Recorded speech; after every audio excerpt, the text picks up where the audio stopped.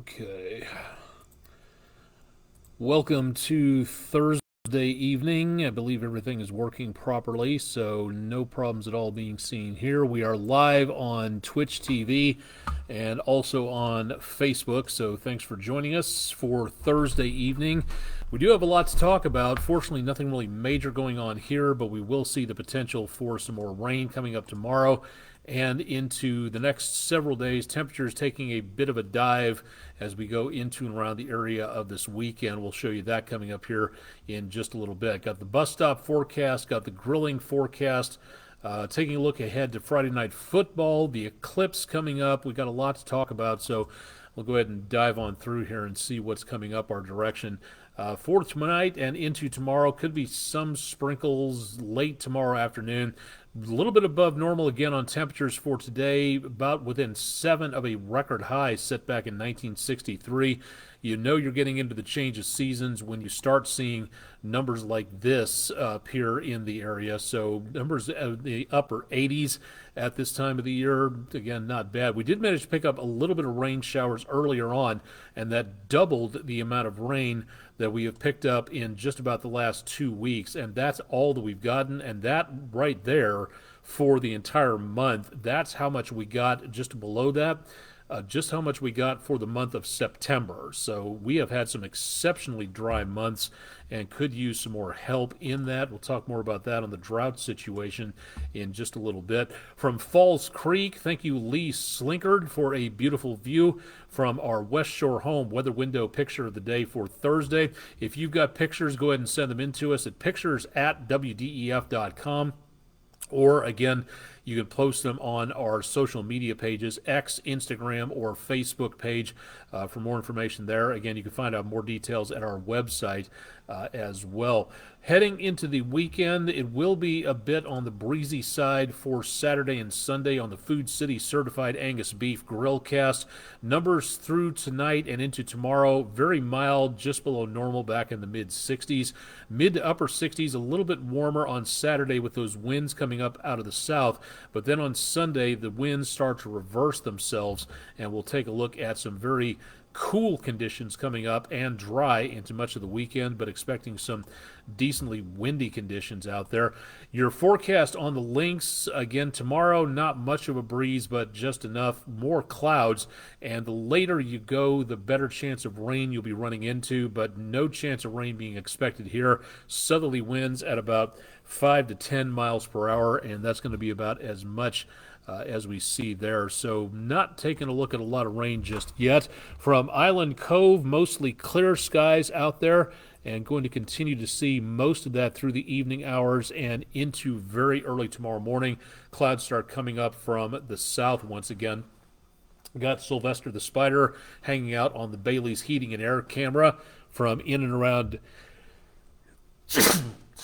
from downtown Chattanooga. First time I've sneezed on a webcast, I do beg your pardon. A little bit hazy, but you can see the lights of downtown Chattanooga well over there back toward the east. From Plainview Outdoor Advertising Camera 153 at 64, everything again moving along pretty nicely right now. From the area into and around News 12 studios, from the Patriot Concrete camera, showing some hazy conditions, but the lights of Signal Mountain well off up toward the distance, and we'll continue to see the potential for some drier weather for tonight. From Chattanooga Red Wolves Stadium, CHI Memorial Stadium, last night a big traffic backup, and as of right now, just not seeing anything happen on the Tomahawk crane and rigging camera. And last but not least, from downtown Chattanooga on the North Bank side of things, Speedy's Total Car Care, Chattanooga Theater Center camera, and a lot of people out and about earlier tonight enjoying the park and going across the bridge for a stroll. Beautiful sunset out there. So if you had a chance to get out and take a look at what was going on in that area tonight, we posted some of our sunset pictures on our social media pages. So if you have the chance to take a look at some of those, please do so. Temperatures back in the mid-60s right as we hit the 10 o'clock hour Eastern time. And again, mainly clear skies for right now with just calm winds. We did manage to get some pretty good air quality today, just a little bit below where our forecast was, but otherwise not doing too bad across much of the area for today. Where it comes to air quality, we may see the potential of some more smoke out there in the near future, especially into and around the area of central Georgia, to where we could see the potential for more smoke developing. It looks like some more wildfires expected to repeat here, but then that front comes through on Saturday and Sunday and sweeps most of that out of the picture. We did manage to get quite a few more fires beginning in just the last 24 hours over portions of the southeastern United States, and we could begin to see more of that the drier we get. So in the next couple of days, I would be expecting to see a lot more wildfires popping up as we go into the forecast as we continue this very dry spell across the area. Comfortable temperatures in the 50s and 60s. Union City, Tennessee, back into the lower 70s or so. Very quiet and decently mild on the temperatures. We're not seeing any signs we're going to be picking up a decent amount of rain anytime soon. As a matter of fact, it looks like it's going to be fairly dry, especially back into parts of the Appalachians. Now, down to the south around portions of Georgia and the Texas-Louisiana coast, we are starting to see some signs of a little bit better amounts of moisture going on, but right now it doesn't look like much. And because we do not have anything else going on in the way of rainfall, we showed you this map yesterday, and today we're showing it to you with an update from NOAA's drought monitor, to where we see that little area right there, that polygon takes us up into around from dry to moderate. We are now in parts of the News 12 viewing area in a severe drought situation. We could use more rainfall. It's worse all the way down toward the Gulf Coast, where they are way behind several inches and barely picking up anything in the way of rainfall in the last few days. So here we are looking at that increasing amount of drought, and therefore, again, the increasing potential of wildfire danger, which could be our problem for the next couple of days.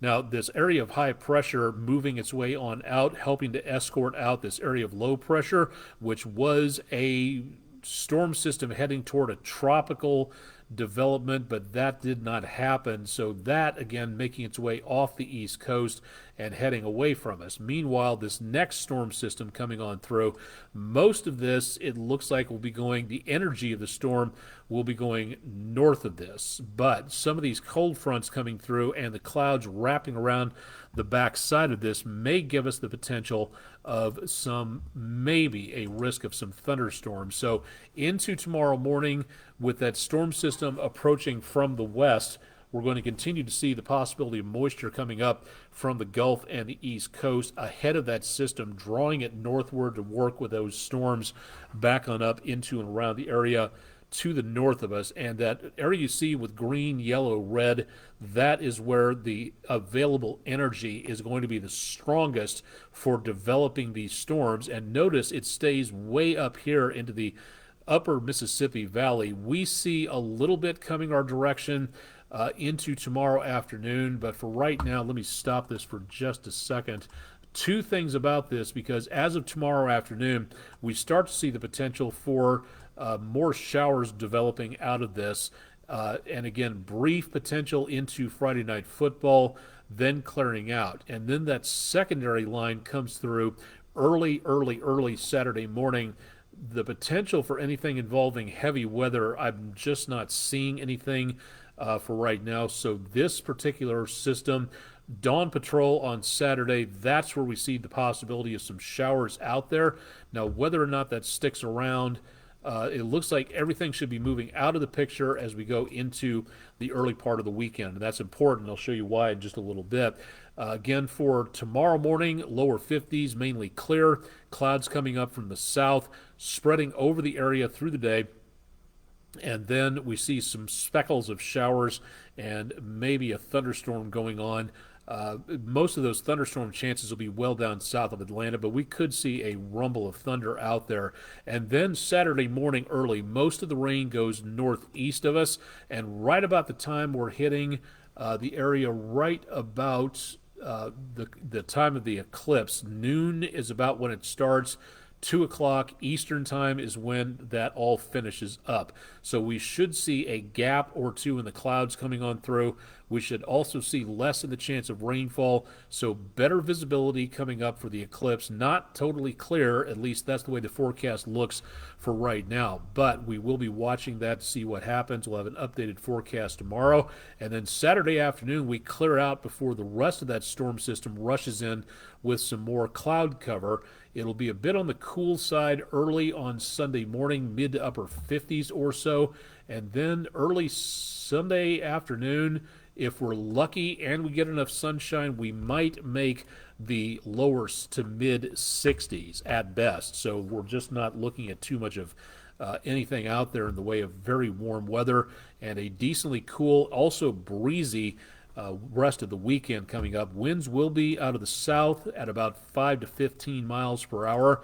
And then as we get into the rest of the forecast, south at 5 to 15, higher wind speeds on Saturday. Winds behind that system sweeping the rain on out of here, turn from the north, and that's where we see a big temperature difference coming through here, where we get numbers back into the upper 70s on Saturday, lower 60s as we go for high temperatures on Sunday, 40s coming up for lows into next week, decently dry through Sunday, clouds coming and going on Sunday, and then our next best chance of rainfall way back over toward the end of next week, which means, yet again, and I can hear Brian Armstrong gritting his teeth over this one already, more chances of showers toward next week, Friday night's football schedule. So that might require some rain protection out there just to be on the safe side. Now for this week, kickoff temperatures should be pleasant. It may cool off by just a bit as you go into the rest of the forecast toward the end of the game. I would take a jacket with me just in case. Probably not a stadium blanket or a coat, but by the time the game is over with, it is going to be very much on the cooler side. Winds not bad, but when temperatures go from the 70s to the low 60s, it's going to get a bit brisk. So definitely want to make certain that you are going to be keeping track of the weather before you head out. Could be some stray showers. Looks like mostly cloudy skies by Friday night. Stray is the key word here. I just don't think we're looking at too much in the way of potential of rain. Some, yes. A lot doesn't really look that way for right now, so good news again on that. Okay, so for the eclipse, this is what we're expecting. This is the best that we can see for now. We've taken the rain out of the picture because according to the hourly forecast from the National Weather Service, the rain should quit pre-sunrise Saturday, which means the clouds will be left around about the time the eclipse begins. By the time the eclipse is at its maximum point, about 1 o'clock Eastern time, clouds will be sticking around, but I think it'll be partly cloudy skies, and then toward the end of the afternoon and evening, we'll clear things out before that next round of clouds moves on through, and that will be our best potential in between there to see that eclipse coming through the area, and that'll be about the time the eclipse ends at about 2:30. Great opportunity to see this. Remember, don't look directly at the sun. Do not use binoculars or anything of that nature because, again, you're still looking at the sun, and that's enough to cause damage to your eyes. Use those special filter glasses or use, again, welding glass of a certain nature. Several sunglasses stacked together, one on top of the other, is not enough. You need welding glass, I believe number 14 if I'm not mistaken, and you also need those special eclipse glasses. So do not look directly at the sun.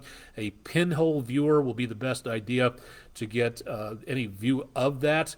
And again, hopefully you're not going to need the umbrella at any specific point in time when that happens. We're hoping to get the rain out of here. This forecast has fluctuated so much over the last couple of days that it is possible that we could see some showers sticking around. We hope that's not the case, but we will see. 1 week from today is the Great U.S. Shakeout, or now just the Great Shakeout. If you'd like to know more and see what other people are doing to celebrate the day, to get ready for it, to prepare for disasters, to make certain that they are ready to go before an earthquake happens, and before anybody emails me, yes, I know we don't get that many earthquakes in this part of the country. So why are we talking about this? Because it's always best to be prepared for a disaster before it happens. And this page, this event, is one of the best ways you can do things like that, just to be on the safe side. Again, making certain that your kids know about how to handle disasters at home, how to make certain you're ready for a disaster in the office, at your place of worship, at the supermarket, on vacation, anything like that. And this is a good way to learn more about that. So join the Great Shakeout for more information. The world's largest earthquake drill, that's next week, the 19th, 7 days from today at about 10:19 in the morning, if I'm not mistaken. And find out more again at shakeout.org for more details on that. Again, we don't get many earthquakes, that's true, but it is something to make certain that we are able to be prepared for everything. So just please make certain you've got that ready to go. Tomorrow morning, speaking of getting ready for the kids at the bus stop, it's going to be cool-ish and should be, I'd call it partly cloudy, maybe some mostly clear skies out there, and then heading home mild, but the clouds will be on the increase from morning to afternoon. Won't need any rain protection, I think, early in the afternoon for dismissal, but the closer you go to Friday Night Football and sunset, that is where you're going to be seeing the best potential for anything involving chances of rain showers. So if the kids get home at a later schedule, you may want to think about some rain protection there, just to be on the safe side. We usually focus on climate change and what happens in the oceans, and more importantly, what you and I can do as residents and citizens of planet Earth, how to protect the surface of the Earth, how to protect the oceans, and how to make certain that we all pay attention to what's going on with human-induced climate change. On Thursdays, talking about the oceans. On the web this week, a sanctuary sentinel is somebody who keeps track of the NOAA sanctuaries of the rivers, lakes, and also on the oceans. If you'd like to know more about how you could be a sanctuary sentinel on the site program, find out more through NOAA Marine Sanctuaries. From the Schmidt Ocean Institute, really cool to take a look at those very tall chimneys in the ocean that are sometimes centuries old, where volcanic gases come bursting out and cook the water around them to steam and bubble upwards. There's all kinds of life that live around those vents, but there's also life that lives underneath the vents. So kind of neat to be able to take a look at that. That from Schmidt Ocean Institute. More information also about our planet and about all the heat we're pumping into the atmosphere. A lot of energy every single day. Several dozen atomic bombs worth of heat gets pushed into the atmosphere by us driving cars, our industry, our transportation systems, things like that. The oceans are absorbing as much heat as they possibly can, but that's causing them to heat up, and that imbalance of heat is causing problems with melting ice caps and with diverting life forms in the ocean from cooler to warmer, or vice versa, because of the way things are changing out there, including the ocean current that goes around the Atlantic, the Gulf Stream current. There are signs that if things don't change in a decent amount of time, we could be seeing a collapse of that ocean current. So marine heat waves, where the ocean boils, not literally at boiling point, but heats up to the point to where life forms die en masse and where oxygen is removed from the system. It's a terrifying, terrible thing to happen, but they are going on. It's proven, it's documented. This is not over panic.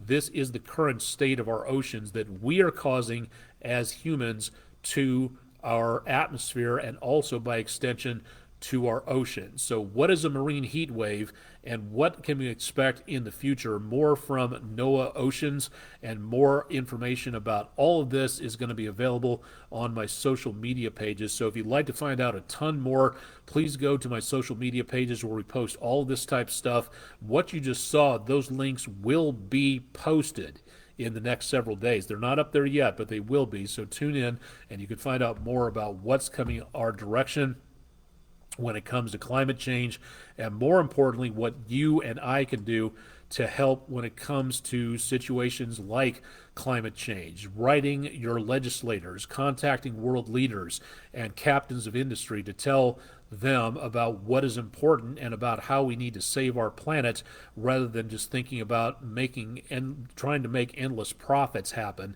If we destroy the earth, there's not going to be any more profits. So we need to be able to save the planet for a livable space for me, for you, for everybody out there. We need to share this planet, and if we can't realize that, then we are in some very big trouble. So please make it an effort to study more about climate change and to also get the word out to your friends, to your family, to your place of worship, talking about all that type of activity. It's a good idea to make certain we all participate in that as much and as loud as we possibly can.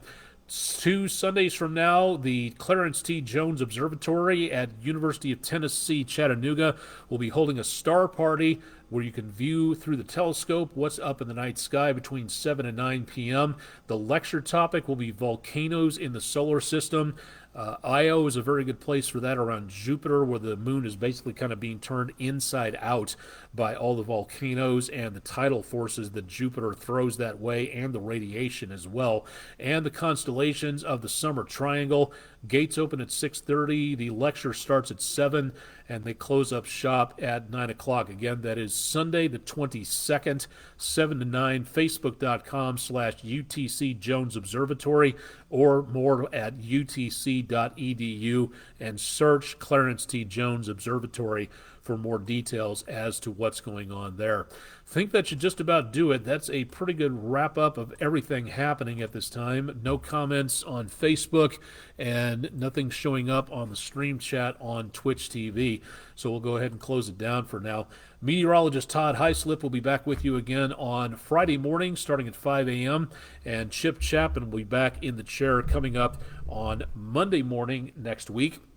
And I'll have your forecast as well tonight on News 12 at 11 with Andrew Harrison and Rick Nyman. And, of course, I'll be back tomorrow to help guide you into the weekend to make certain you know what's coming your way. As always, more information available online at wdef.com/weather if you'd like to check out the local forecast there, or contact myself or anybody else at News 12.